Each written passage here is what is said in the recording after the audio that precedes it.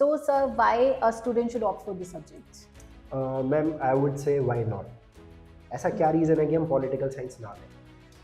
Because अगर आप कोई एमएनसी स्टार्ट करना चाहते हैं, अगर आप कंट्री की पॉलिसी मेकिंग की अगर बात करें तो it's not just about economic sense. आज हम सब लोग चाहते हैं कि एक सस्टेनेबल डेवलपमेंट होना चाहिए, सस्टेनेबल ग्रोथ होनी चाहिए।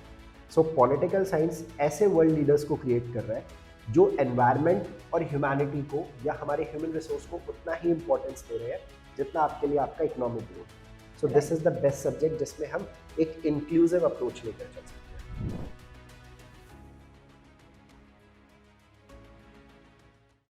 Hi, everyone. So, today we are in session with our political science expert, Mr. Nitish. So, welcome to our session, sir. Thank you so much, ma'am. So, I'll start my question, which is very important. Like, what is political science? Ma'am, as you can see, after 10th we have different stream options. So humanities का सबसे important part होती है political science. Normally अगर देखें तो कोई इसकी precise definition नहीं है, बट एक जनरल सेंस में मैं अगर बात करूं तो आप एक इन्फॉर्म सिटीजन अगर बनना चाहते हैं, अपने राइट्स के बारे में इन्फॉर्म्ड होना चाहते हैं, आप पॉलिटिकल सिस्टम को अंडरस्टैंड करना चाहते हैं एंड कॉन्स्टिट्यूशन के वर्किंग स्टाइल को अंडरस्टैंड करना चाहते हैं, so for that there is one subject and it is called political science. तो बेसिकली इसका एक बहुत वाइड स्कोप है, बहुत वाइड डेफिनेशन है, बट बेसिक टर्म्स में it's related to your day to day life and specially with your political environment. Okay. So, sir, why a student should opt for this subject? Ma'am I would say why not. ऐसा क्या reason है कि हम political science ना लें? अगर आप देखेंगे जो आपके टॉप इंस्टीट्यूट्स हैं, लाइक आईआईएम हर कोई जानता है, Indian institute of management, even IITs, यहाँ पर न्यू कोर्सेज स्टार्ट किए गए हैं जो कि सोशल साइंस के रिगार्डिंग है। अब सोशल साइंस आपके ऐसे लीडर्स चाहती है एमएनसीज के अंदर जो एक ऑलराउंड डेवलपमेंट के ऊपर फोकस हो। बिकॉज अगर आप कोई एमएनसी स्टार्ट करना चाहते हैं, अगर आप कंट्री की पॉलिसी मेकिंग की अगर बात करें तो it's not just about economic sense. आज हम सब लोग चाहते हैं कि एक सस्टेनेबल डेवलपमेंट होना चाहिए, सस्टेनेबल ग्रोथ होनी चाहिए। सो पॉलिटिकल साइंस ऐसे वर्ल्ड लीडर्स को क्रिएट कर रहा है जो एनवायरमेंट और ह्यूमैनिटी को या हमारे ह्यूमन रिसोर्स को उतना ही इंपॉर्टेंस दे रहे हैं जितना आपके लिए आपका इकोनॉमिक ग्रोथ है। So this is the best subject जिसमें हम एक इंक्लूसिव अप्रोच लेकर चल सकते हैं। So according to me, it has a wide vision in the subject. So, sir, since political science is a very theoretical subject, right, and students are really not keen towards mugging up everything these days.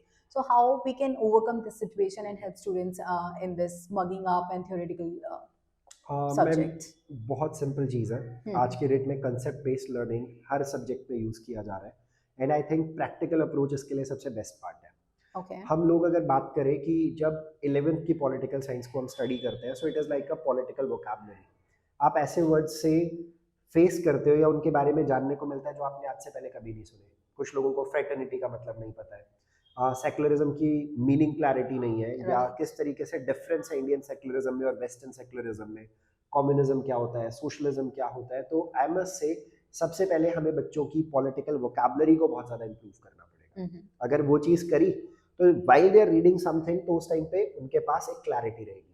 अब मैंने second word use किया था ma'am, practical approach. अब ये practical approach हम कैसे दे सकते हैं? या तो क्लास के अंदर मैं बच्चे को सिर्फ लिमिटेड रखूँ उस बुक तक जो उसकी स्कूल के अंदर फॉलो की जा रही है, या हमारा सीबीएसई या कोई भी अदर बोर्ड फॉलो कर रहा है।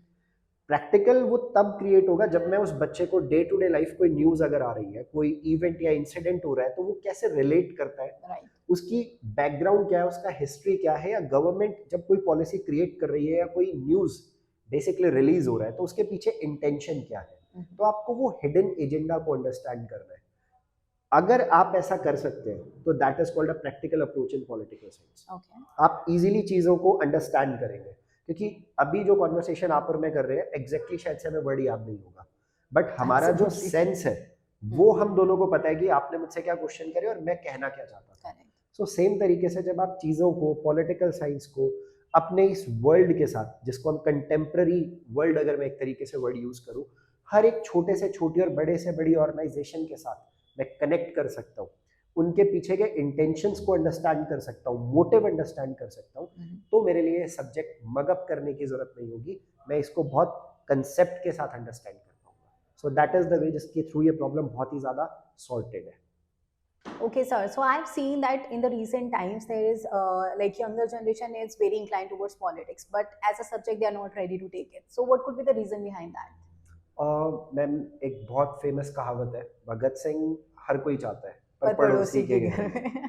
So same with the political science, हमारा परसेप्शन थोड़ा ऐसा है कि शायद से इसका स्कोप वाइड नहीं है, बट धीरे धीरे अगर आप देखेंगे हमारा यूथ थोड़ा सा चेंज हो रहा है। जैसे मैं सबसे बेस्ट एग्जांपल लेता हूँ, आपने ध्रुव राठी को देखा होगा। He is a very informed person regarding the politics and about the propagandas and all that stuff. एक नीतीश राजपूत है, उनका भी चैनल है, वो इन्हीं चीज़ों के बारे में हमें अवेयर करवाते हैं। एंड मैंने अपने स्कूल में देखा है कि बच्चे इनकी वीडियोस को देखना चाहते हैं, इतनी इन्फॉर्मेटिव जिस तरीके से वो लोग प्रेजेंट कर रहे हैं। तो first of all that means इसका स्कोप है, मतलब लोग सर्च कर रहे हैं, जानना चाहते हैं, इन्फॉर्म्ड बनना चाहते हैं। अब बात यहाँ पर आती है कि हमें इसका स्कोप भी पता होना चाहिए। तो धीरे धीरे वो जो ट्रेंड है वो चेंज होगा, बच्चों का इंक्लाइन इस तरफ ज़्यादा होने लगेगा। अब हम लोग क्या कर सकते हैं पॉलिटिकल साइंस को लेके? सबसे बेस्ट तो मैम टीचर है। टीचिंग की जॉब आप प्रोफेसर हर कोई चाहता है डेफिनेटली। आप इसमें अपना रिसर्च कर सकते हैं। सेकंड, एक पॉलिटिकल साइंस सब्जेक्ट लेने के बाद आपके पास मास कम्युनिकेशन भी ओपन है, आपके पास इंटरनेशनल रिलेशंस की एक बहुत बड़ी डिग्री है जो अभी बहुत कम लोग अवेयर है।